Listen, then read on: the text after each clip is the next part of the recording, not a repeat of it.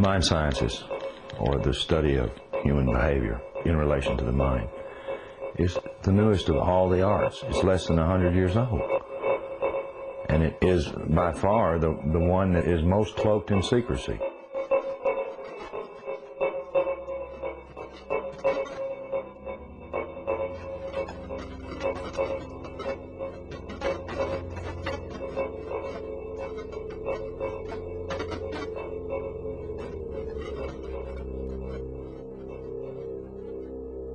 The origins of psychological warfare were in Nazi Germany, and in the Nazi ideology they had something that was called Weltanschauungskrieg, which means worldview warfare.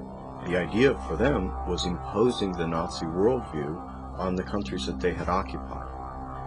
The Americans picked up this idea, created an American version of it, and called that psychological warfare.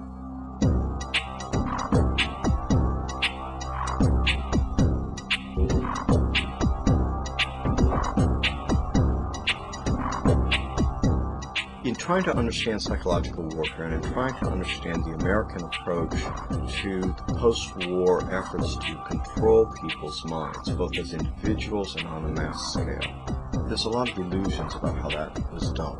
Were Nazis involved in that process? Yes, they were. Project Paperclip was a United States government-sanctioned CIA operation for the importation of Nazi and fascist scientists into the United States.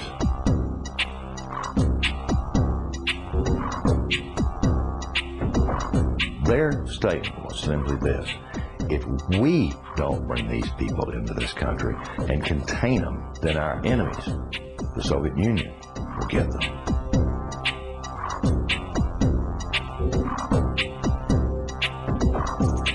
The first wave was to bring these scientists. There was 700 odd propulsion scientists, and then there were some 600 and some odd mind sciences people that they brought in.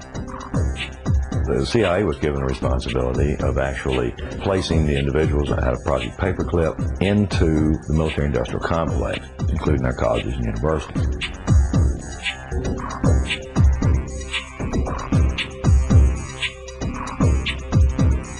Mind control was a psychological warfare weapon that Adolf Hitler regarded as the answer for taking over the entire planet.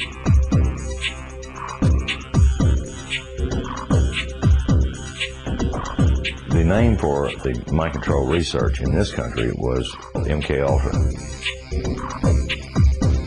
MKUltra was one program of a series of programs that came out of the CIA to experiment with different types of mind control, using drugs, using electroshock, using insulin shock, and other techniques.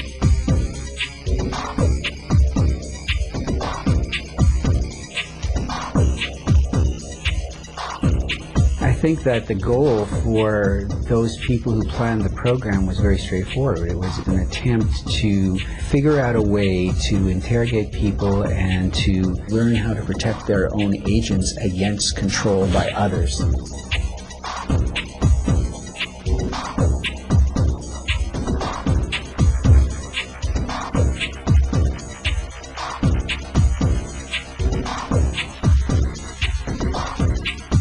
If you put someone in a position of being disabled by not feeding them or not allowing them to sleep or overwhelming them with sound, if you use massive shock treatment and you give people massive doses of drugs such as PCP or mescaline or amphetamines or LSD, and if you put them in periods of darkness where they can't predict from one minute to another what is going to happen next, so they're always dreading, there's no consistency to sort of what's going to happen, anybody can be put in a position of being open to brainwashing.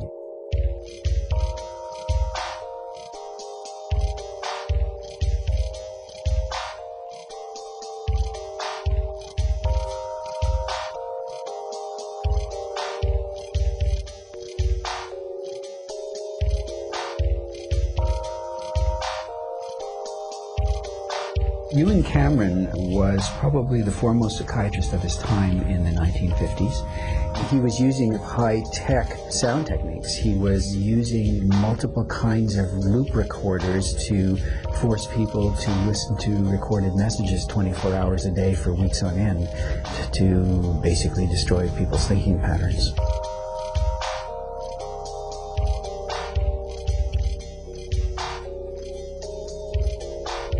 Injected the lysergic acid into the vein, and he patted me on the shoulder and said, "Now there, lassie, we'll see you later."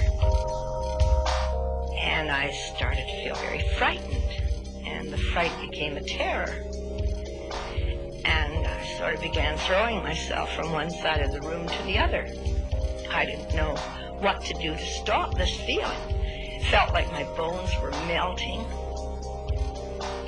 That I just didn't know who I was anymore.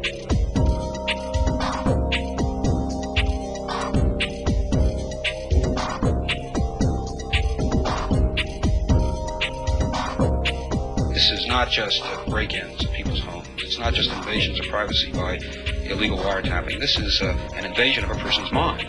And that is about as profound an injury, except for loss of life, that the government can impose.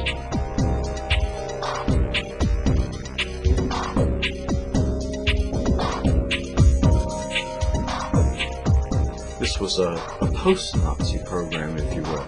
It was an Americanization. I've often made the statement, and I still make it flippantly. The Nazis didn't lose the war. They just had to move. Now it's 50 years later. Now they're much more clever, much more sophisticated. They have a lot more money to spend.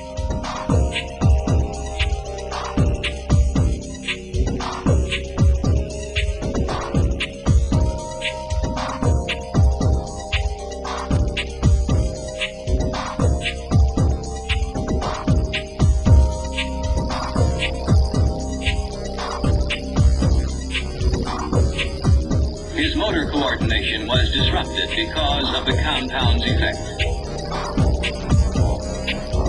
Although his vision was not impaired, he found it difficult to focus his attention on the next objective. His physical actions were noticeably slower. He felt compelled to disobey his instructions. Did Sergeant Ditches give you any instructions about what you were supposed to do tomorrow? Tomorrow? What, today's Thursday? Today's Thursday. Today's Thursday. Well... Wars are not won on the battlefield. They're won in the minds of the people.